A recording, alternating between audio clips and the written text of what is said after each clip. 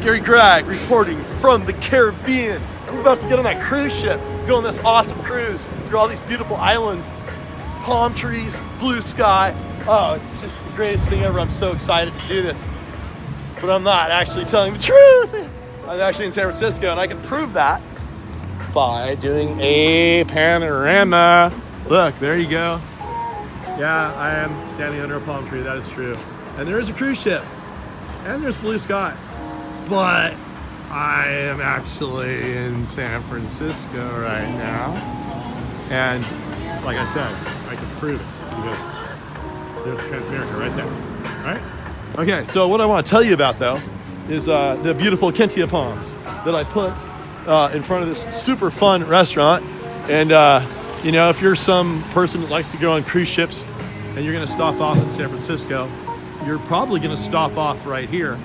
And luckily for my friend Flika, who owns this restaurant at Pier 23 Cafe, they decided to put the dock for all the cruise ships right next to her restaurant about 3 years ago or so. And right when we did that, she said, Gary, get me some palm trees. And so I told her the Kentia palm is the best possible thing you could put here. As you can see, we are right on the water. When you're right on the water, you have tremendous wind, tremendous exposure. Most palms could not handle those conditions. They would get all ripped up to shreds. They'd look terrible. They wouldn't survive. And she actually had some queen palms out here, and that's what happened to those. They ended up looking terrible. So, what's the solution?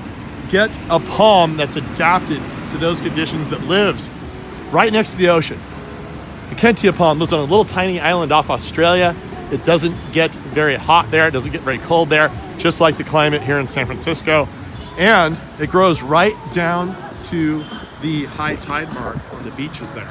And the salt water licks up right on top of them.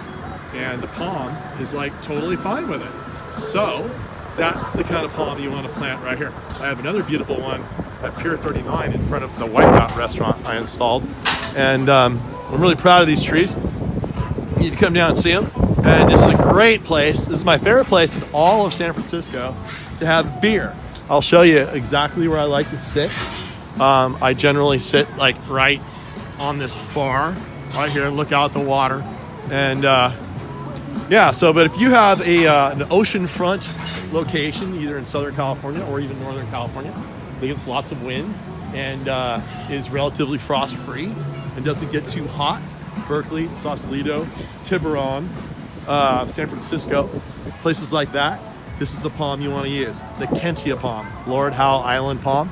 And if you want to have an Anchorstein beer, which is the best possible beer to have in San Francisco, you want to sit right here in my spot underneath my palm tree and have a beer and look out at the scenery here. And they actually feed me every time I come here to take care of these trees and give me beer.